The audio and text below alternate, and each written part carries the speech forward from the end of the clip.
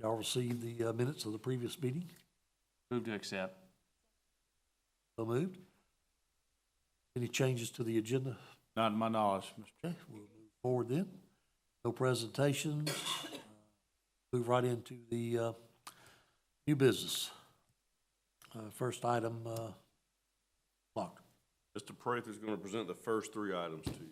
Okay, Morning. morning. Doing okay? Good, you? Depends on what you have to say, I guess. And we're gonna get this building A started. That's a big. Yes. So my first item for your consideration is a long-awaited Building A project. So this is been worked on for many, many years by me and my team. It's here. Ignite has been the lowest bidder. We took bids and amount of $29,373,806. Just an overview of the project. About 22 months long is the total project. 16 months for new construction, 6 months for demo and site work. A little over 81,000 square feet, 4 stories.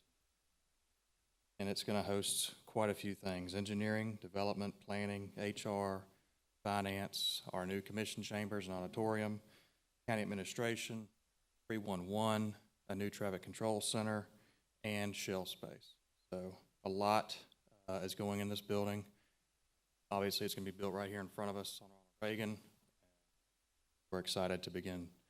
Staff recommends the approval of the construction contract with Ignite Construction in the amount of $29,373,806. I'll be here to ask questions. Move to consent.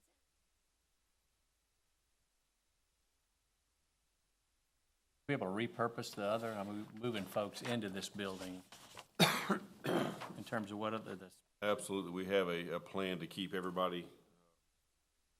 Obviously, this building A goes away. Once new building A is constructed, there'll be some vacant space in building B. We have ideas of who to move there already. There'll be a little bit of vacant space in building C. We have ideas of who will be able to grow into that. So the project gives us space to grow in building A as well as building B. Set for vertical construction on campus for quite a while with this project. As a sidebar conversation, how did this building fare during the weather we had? Been okay. Building B front this time. Drain lines that got clogged and a lot of water went in the building. I think we had some minor flooding and stormwater. Great place for it, right? Paul, your office? Had some over in code enforcement. Didn't see them. second. Motion carries. Good, sir. Second item for your consideration is a contract for special inspections and construction material testing with WSP. This is for the Building A project. WSP gave us a proposal on a cost estimate for what it was going to cost to do special inspections and construction material testing. Staff recommends approval of this. Second. Motion carries. Next item, sir. Last item for your consideration is the professional services agreement with Craig Galton Davis for the PAC support facility. This project is a PFA bond project. Going to be located adjacent to the PAC. Basically, it's a 2-story facility, 16,000 square feet. It will have storage for the PAC on the bottom floor and event space up top.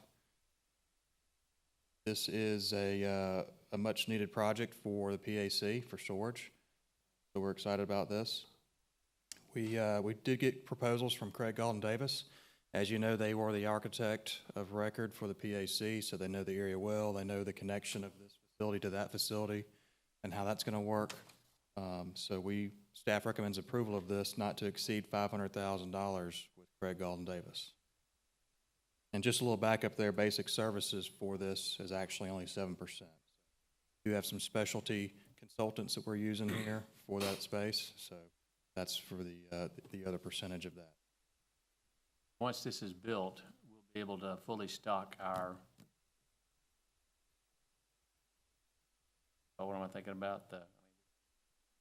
One of the reasons we're having to build this is because we didn't plan ahead with the PAC have too much storage. Our room to the right, which is supposed to be a museum, Right. thank you.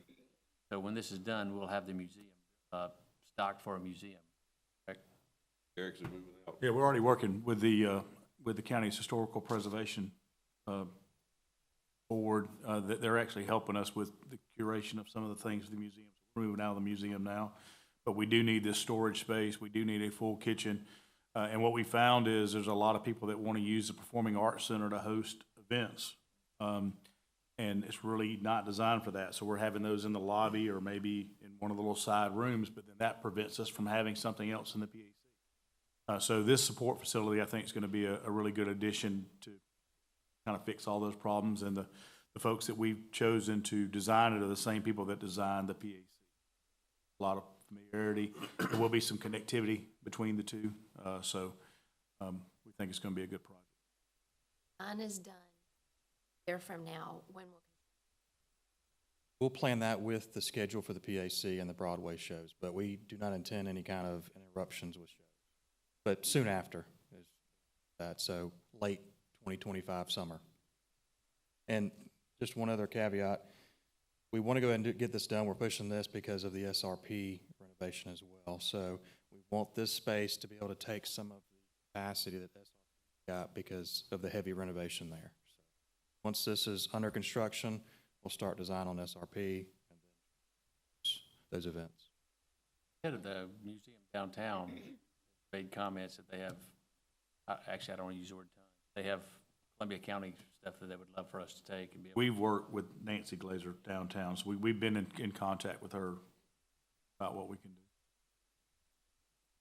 Move to consent. Motion carries. Thank you, sir. Thank you. Next, I think, Mr. Strawberry, you have an item? Sir, I have an item for your approval, hopefully, and we have Resolution 24-39 amendments to the bylaws of the County Construction Board. This resolution is to request a change in the meeting times per year. We're going from quarterly down to biannually. You all nominate folks to sit on this board and want to be respectful of their time. So rather than them coming 4 times a year, because we've rarely needed them to meet, so I'd rather go to just twice a year on that. We can still have more meetings than that if needed. So we'll just request approval of the resolution. Why did we want to remove the requirement for the annual report is we didn't do it? Why wouldn't you want to? Well, rather than us having reports that, basically give you zero information, those meetings where we do more, you will receive those reports as we meet.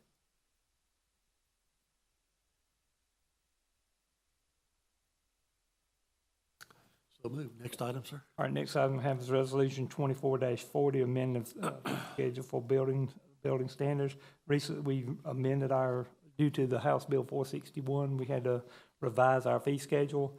For clarity reasons, we added some additional verbiage on that, and while we were doing so, we actually combined a couple of those permit fees. So we did change a fee so that we need to have 2 readings on this, and staff recommends approval of the resolution. Change or increase? Yes, it did. Like I said, we did away with the incidental permits, and so we just added those into the additions and alterations permits.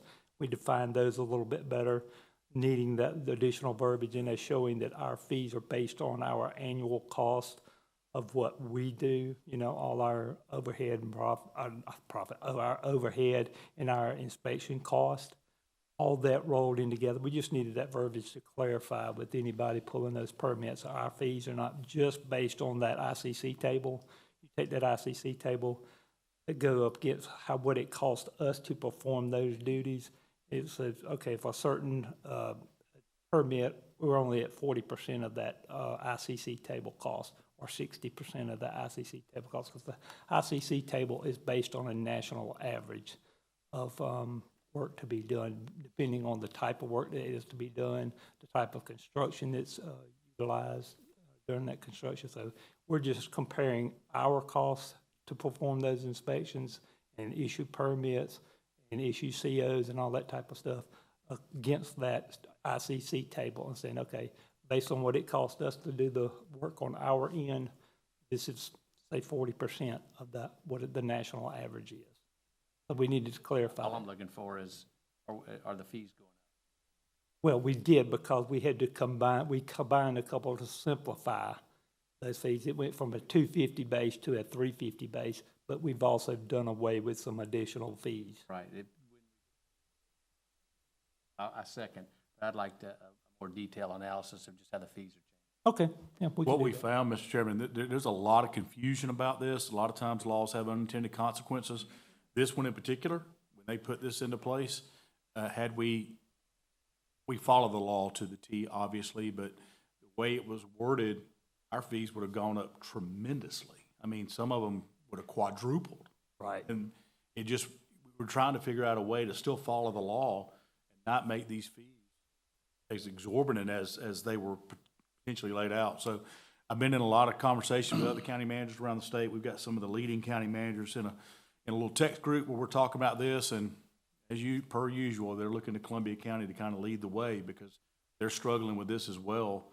Fees that were just going out of sight really for no reason. I think that was an unintended consequence of the legislation. I don't think that's what they intended that to be, but that's exactly what happened. So we're working through it. We've tried to get the fees, to Paul's point. One thing the law does point out is we need to get the fees in line with what it cost us to provide the service. So that's the part we're trying to figure out. So we're not, a lot of counties, I think, we're for lack of a better term, getting rich off of these fees and using those monies other ways. Columbia County was never doing that. We are a break even when it comes to this thing, and it may make a little bit of money, but we've seen their fund balance dwindle over the years as we've kind of watched their positions.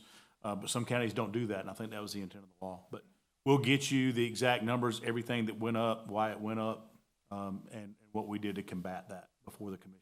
Thank you, sir. To give you a little more detail on that, we did a time study, and I have say a lot for my staff. We did a lot of time study on what it takes, bringing that application in, getting it into the system, what it takes to get it in through plan review, how long it takes to do plan review. We did a pretty good time study on this, and that sounds sort of simple on the front end, but depending on the type of project that may be, there's a lot more time that goes into that. So trying to break those down so that you're given fair amount of time for each type project, and then each type of project in the field is going to create more time as far as the inspectors in the field, more notes going back into the computer, rescheduling those inspections, getting the people back out there, the time and money associated with those vehicles, the expense of upkeep of those vehicles, and then the replacement of those vehicles down the road. The county does an amazing job, Fleet does an amazing job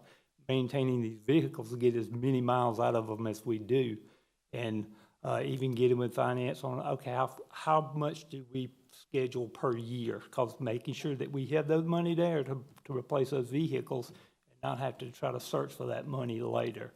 We're trying to make sure we have accommodated for each and every one of those aspects. So there was a lot of time and effort had gone in it by my staff to make sure that, like Scott said, you've got a lot of other jurisdictions that do turn to us to look forward to it. We were really skeptical when we got to looking at other jurisdictions on how they were going to even make that adjustment, because they weren't even aware of the House bill at that time. So we were well ahead of the bar because we started months ago with studying all this and ensuring that we have had the time put into it to ensure that the fees were not exorbitant, but we at least covered our costs, and that's all we look to do. And if I venture to say that if anything, we may be a little light, but we wanted at least a year's worth of data to say, yes, we were on the mark, or maybe we were a little low, but we'd prefer to be a little bit on the lower side, to be fair to all the contractors out there, to make sure that they're getting the service that they still want, but also at the cost that's not hitting them too hard. But we'll Rules update every year for actually, those update multiple times during the year, and what we're going by, the table that we took into account is 2018. We could bump it on up to the 2024 tables that they have, But still, by utilizing the numbers that we have, we can make that table still work for us. So that, you know, rather than saying we're at 40% of the 2018 table, we may be in like 20% of the 2024 table. So it all still works out. Because what we do look heavily at what our revenue needs to be in order to cover those expenditures. And we've done that thoroughly, and I feel very comfortable in how we derived at our numbers. But we'll be more than happy to give you all that data and which ones changed and how they changed. Be clear, I'm trying to understand, or not trying. I want to understand how it affects the contractors. Right. And we can give, Paying, how much more are they paying? That's all I'm trying to understand. all right, They budget for it, because if it didn't specify, we're using 2018 table, or whichever table, job, or what they need to right. kind of pretty. Right. And I try to make sure everybody knows, and they know they can call up to our staff at any given time, and they can say, we're bidding this job, and we've had it on several contractors. They will call in and say, this is the job we're doing, this is what we're bidding on, we want to know what that fee may be. And we can give them that fee well before they have to put in their bid price. Thanks, sir. Motion carries to move to debate. Mr. Sterling. All right, have three easement encroachments for your consideration. The first one is an easement encroachment at 2206 Jenny Bell Court in Shoal Creek subdivision. It's a 192 square foot shed in the rear drainage and utility easement. It is proposed to be 5 feet off the rear property line. Staff has reviewed the application and recommends approval. You consent. Second. Motion carries. Next item, sir. All right, an easement encroachment for 4451 Pierwood Way in Deerwood Acres. That is 385 square feet, and this is also in the rear D and U. It is a 10-foot encroachment within the 20-foot D and U. Staff's reviewed it and recommends approval. Second. Motion carries. Next item, sir. All right, the final easement encroachment is at 4449 Owens Road. This is a one zone piece of property for a commercial development. They are proposing a 3-foot retaining wall for the dumpster enclosure within an existing pipe drainage and utility easement. Water Utilities have reviewed this and concurs with the proposal, so staff is recommending approval. Consent. Motion carries. Have another item. Yeah, we're gonna switch it up a little bit and go with an ancillary dwelling this time. The applicant's property is 10 Old Blackstone Camp Road. Getting tripped up on the old part. It's a 3,000 square foot ancillary dwelling they're looking to put on the property. The challenge here is the heated area is only 1,860 square feet. The principal structure on site currently is only 2,100 square feet, so for purposes of that, we would generally consider the new structure to be the primary, but let's not, that's kind of how that works out sometimes. An interesting note, it is on septic on that property. The health department's been involved, and there's a path forward. They'll have to do a new septic system for the additional structure. They will have to abandon the well and tie into the water system. So that is something a little bit different there. But staff's reviewed this and feels comfortable that this is appropriate and recommends approval. Staff will be watching this. Like a hawk, at the request of. Second. Motion carries. Thank you, sir. Let's move into the reports. All right. The June 24 Planning Department workload monthly report is for information only and answer any questions you might have. Questions? Okay. All right. Next item is the May 24 Plan Review workload monthly report for information. Questions you might have about that? Questions? All right, sir. All right, the first one we have is the 23-24 Development Services Report, and a copy of that is attached for your information. No further action. I'll be happy to answer any questions you have. Questions? All right, the next one we have is the June 2024 financial report, and a copy of that is attached for your information if further required. Questions? All right, the final one we have is the temporary event alcohol permits, and a copy of that is attached.